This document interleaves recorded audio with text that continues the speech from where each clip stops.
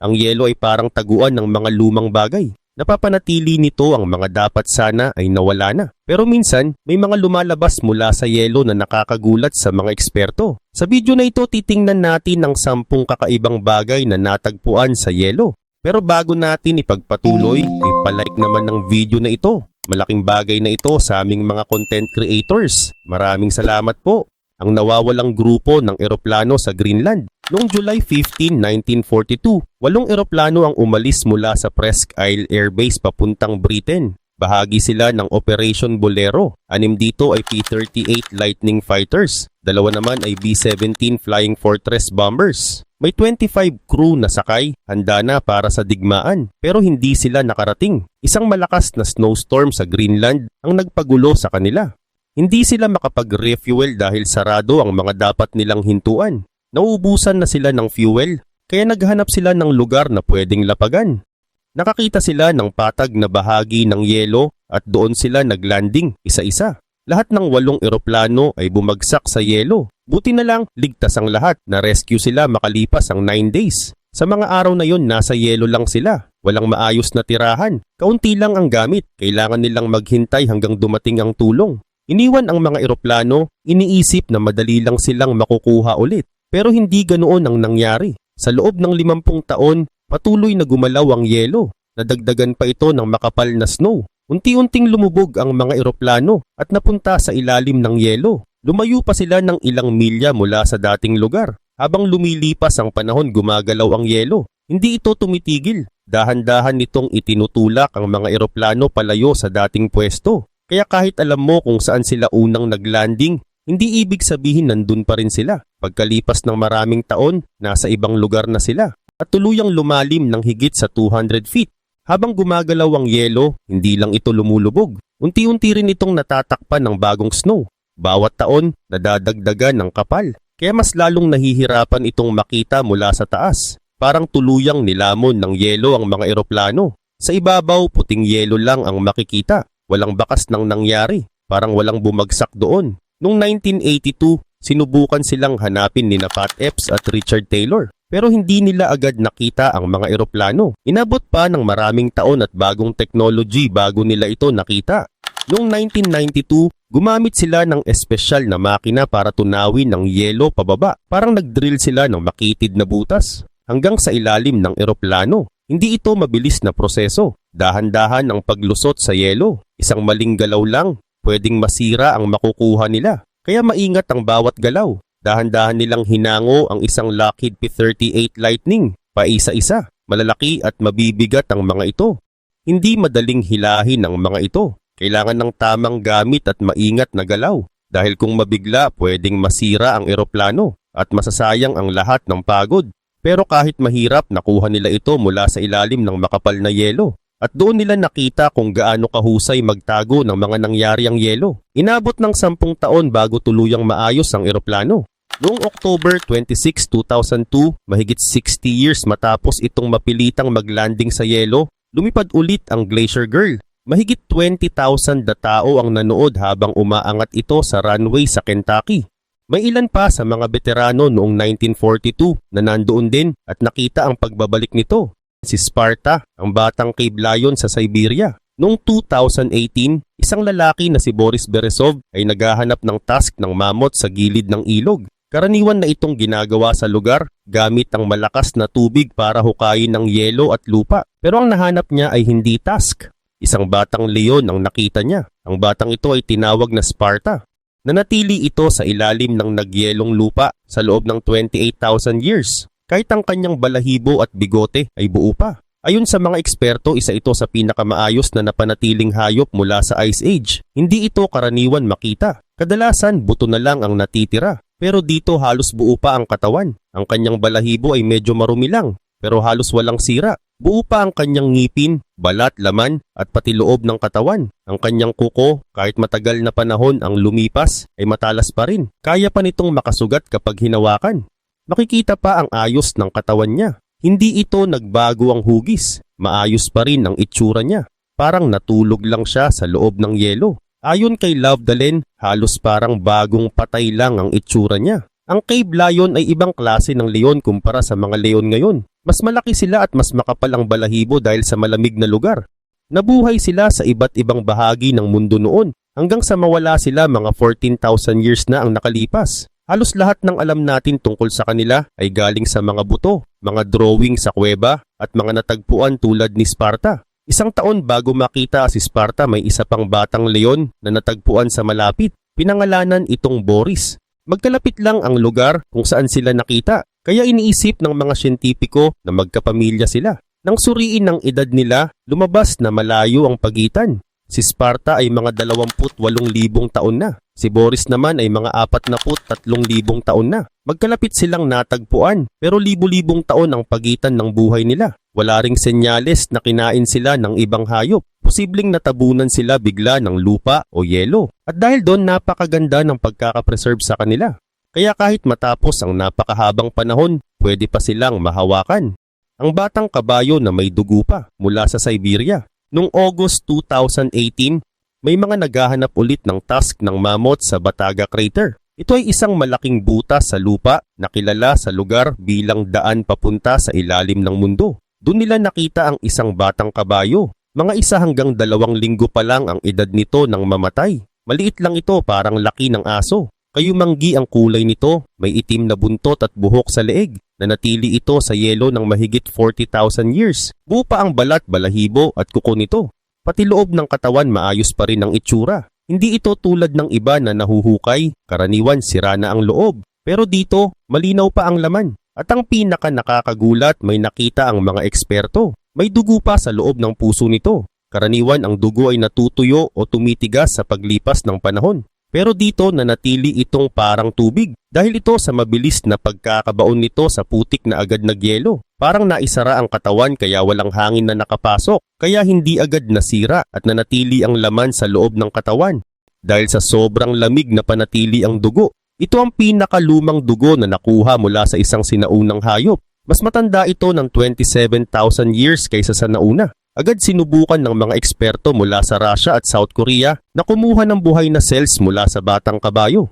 Gusto nilang i-clone ito para maibalik ang uri ng kabayo na tinatawag na Lena horse. Pero sa ngayon mahigit 20 beses na nilang sinubukan at lahat ay hindi nagtagumpay. Sa kabila nito nananatiling isa ito sa pinakakahangahangang natagpuan sa yelo. Paminsan-minsan ipinapakita ito sa Japan kasama ng iba pang hayop mula sa Ice Age. Ibig sabihin ang tinatawag na daan papunta sa ilalim ng mundo ay parang malaking freezer ng kalikasan.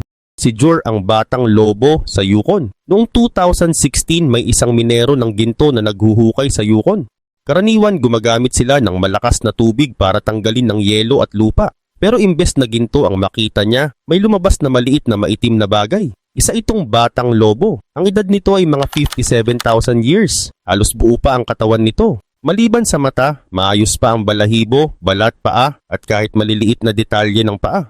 Makikita pa ang hugis ng katawan niya. Malinaw pa ang ayos ng balahibo. Hindi ito tulad ng iba na buto na lang ang natitira. Pinangalanan siyang Jur na ibig sabihin ay lobo sa wika ng mga lokal na tao. Maiksi lang ang buhay niya. Pero dahil sa yelo hindi nagbago ang itsura niya at nandito pa rin hanggang ngayon. Si Jur ang pinakabuo na lobo na natagpuan mula sa Ice Age. Mga 7 weeks pa lang siya nang mamatay. Pinaniniwalaang namatay siya nang gumuho ang pinagtataguan niya. Dahil biglaan ang pagkakabaon na panatili ng maayos ang kanyang katawan. Nang suriin ang kanyang DNA, nalaman na kabilang siya sa uri ng mga lobo na wala na ngayon. May kaunting koneksyon siya sa mga lobo sa Alaska at Eurasia. Pero iba na ang mga lobo sa Yukon ngayon. Ibig sabihin, ang buong grupo niya ay wala na. At si Jor na lang ang ebidensya na minsan ay may ganitong uri ng lobo sa mundo. Mas matanda pa siya kaysa sa karamihan ng mga lumang drawing sa kuweba. Nabuhay siya noong panahon na may mga Neanderthals pa sa mundo. Halos maanod pa siya ng minero gamit ang malakas na tubig bago niya napansin kung ano yon. Buti na lang, napigilan niya ito agad. Nang suriin ng mga siyentipiko, nakita nila na pati maliliit na detalye ng dila ni Jor ay buo pa. Malinaw pa rin ang maliliit na bukol sa dila. Mas matanda siya kay Sparta ng mga 29,000 years. Higit pa ang edad niya kaysa sa karamihan ng mga lumang gawa ng tao, pati sa mga unang paglilibing ng tao. Isang 7-week na batang lobo na nanatiling buo sa yelo at tumagal pa kaysa sa halos lahat ng nabuhay noong panahon niya. Si Nunchoga, ang baby mammoth sa Yukon. Noong June 21, 2022, may isang minero na si Travis Mudry na naguhukay sa Eureka Creek. Habang ginagamit niya ang kanyang makina, may tinamaan itong kakaiba sa yelo. Bumaba siya para tingnan. Akala niya isang nagyelong hayop lang. Pero ang nakita niya ay isang woolly mammoth. Nakapulupot ito, parang sanggol sa tiyan ng ina. Maliit lang, parang laki ng batang baka. Buo pa ang kanyang mahabang ilong, tenga, buntot, balat at balahibo. Mga isang buwan pa lang siya nang mamatay, kaya maliit pa ang katawan niya. Posibleng naligaw siya at natrap sa putik na agad nagyelo sa paligid niya. Nanatili siya roon ng higit 30,000 years. May nakita pang damo sa loob ng kanyang tiyan mula sa huli niyang kinain. Ibig sabihin sariwa pa ang huling kinain niya noon. At hindi ito nabura kahit matagal na panahon. Ang mga nakatatanda sa lokal na komunidad ang nagbigay ng pangalan sa kanya. Tinawag siyang Nunchoga na ibig sabihin ay malaking baby na hayop. Si Grant Zazula, isang eksperto sa Yukon, ay agad na naabisuhan tungkol dito. Sinabi niya na matagal na niyang pangarap makita ang isang tunay na woolly mammoth.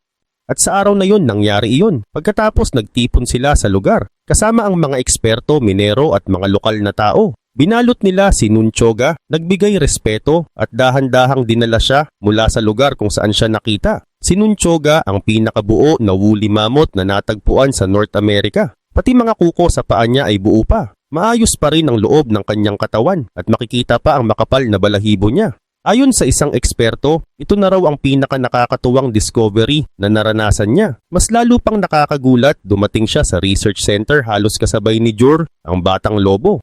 Dalawang pambihirang hayop mula sa yelo, parehong natagpuan sa parehong lugar sa Yukon at halos magkasunod na araw. Pero kahit ganoon may pagitan silang 27,000 years. Parang tama lang ang oras at lugar kaya sila natagpuan.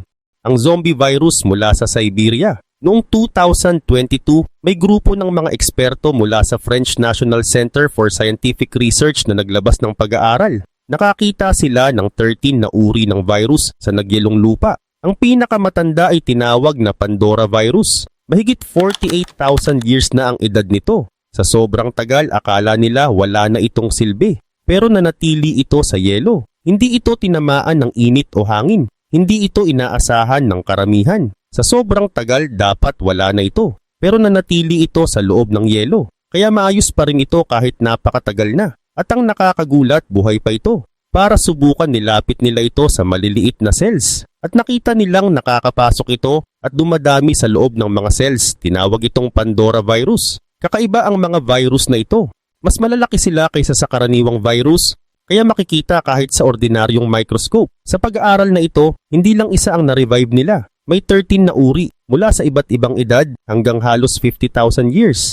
Ipinapakita nito na kahit matagal na, may mga bagay pa ring nabubuhay sa ilalim ng yelo. Bawat virus na nakita nila ay iba-iba. Walang kapareho sa mga virus na alam ng science ngayon. At ang mga virus na ito, hindi nakakaapekto sa tao. Sa amoeba lang sila kumakapit, kaya wala silang direktang panganib sa ngayon.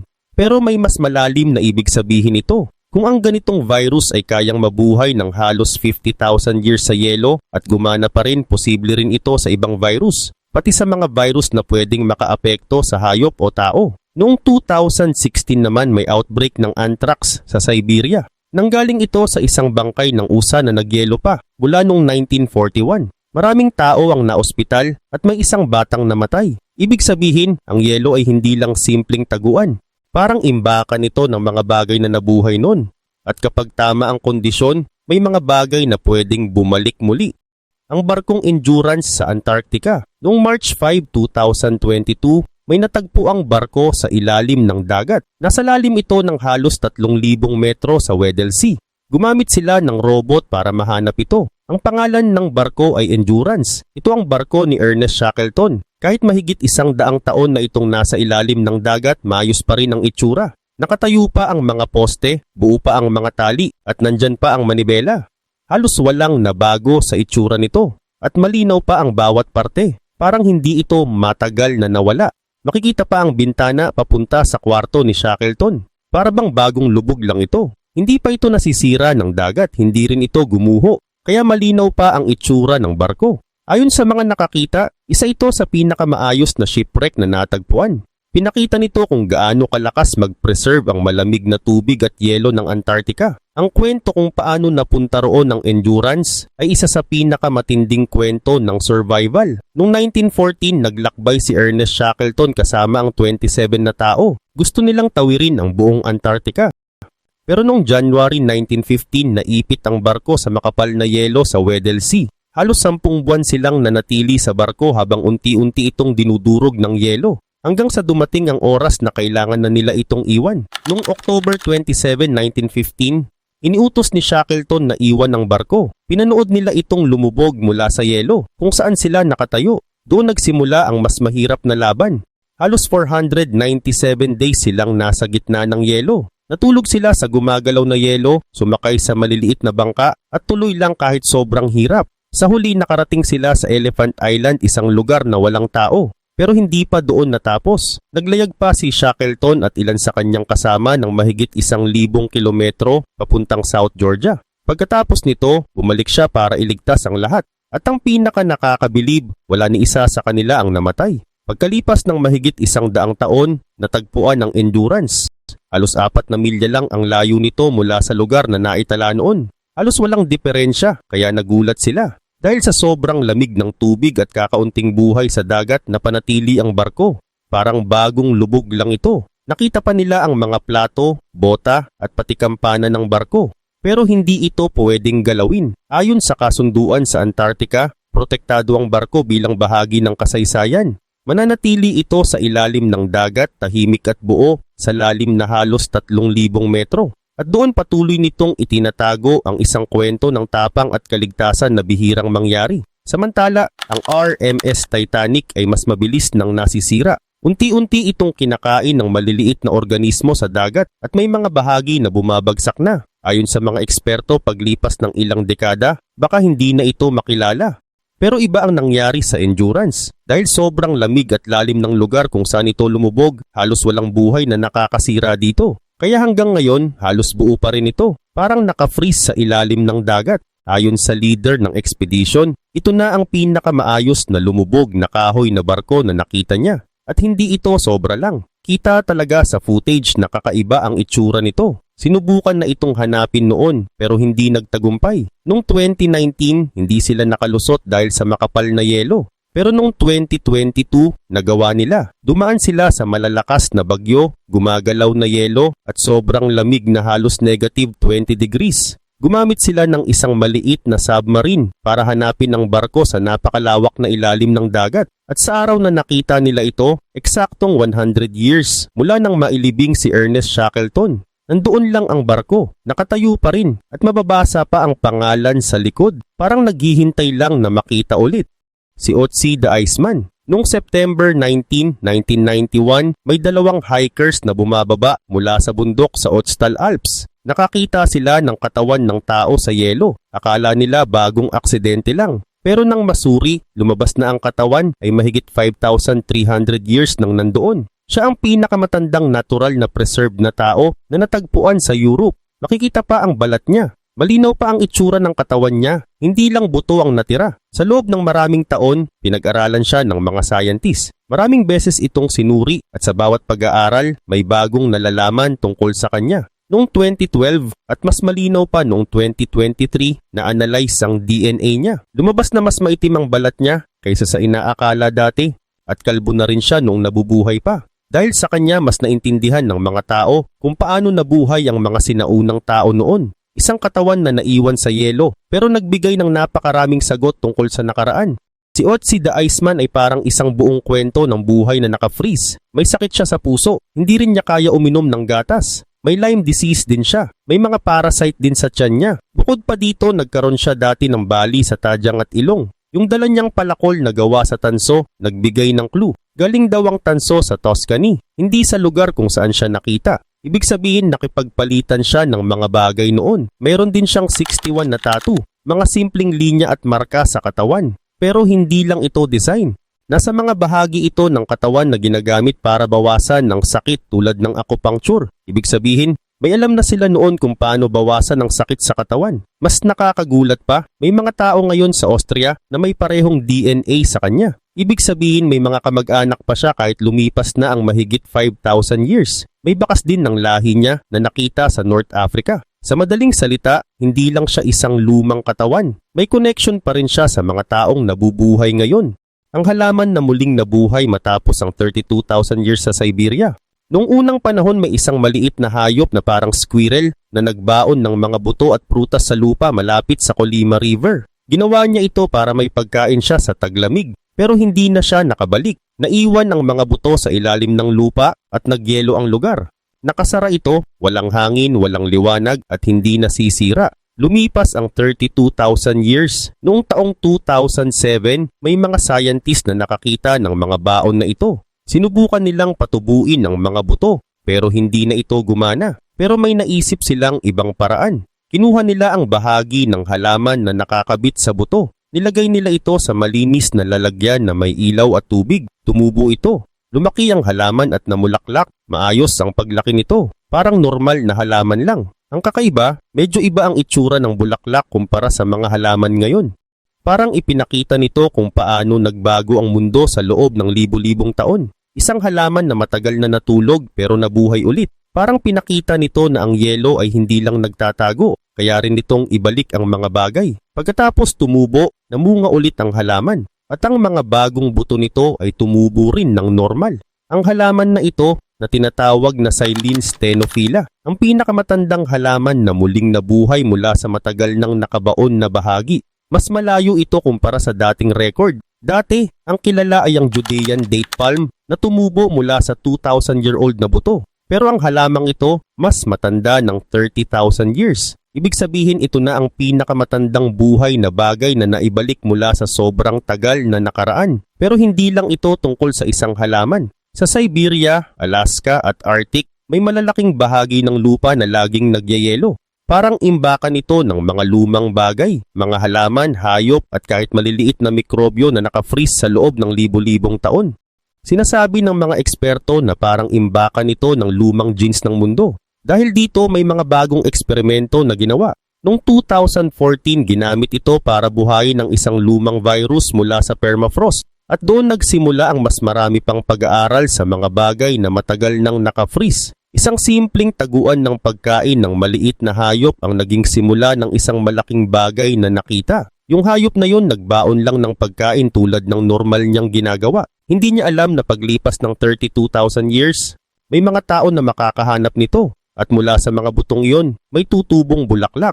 Maliit at simple, pero galing pa sa panahon ng Ice Age. Namulaklak ito sa mundong hindi na niya inabot. At ipinakita nito ang isang simpleng katotohanan. Ang buhay kahit matagal nang nawala, pwede pa ring bumalik. At pinakahuli, kung iisipin mo, hindi lang ito tungkol sa mga bagay na nasa yelo. Ito ay tungkol sa mga bagay na naiwan. May mga nawawala, may mga naiwan kahit matagal na. Hindi dahil itinago, kundi dahil sa lamig at lugar. At paglipas ng panahon lumalabas din ito. Hindi para takutin ng tao, kundi para ipakita kung ano ang meron noon.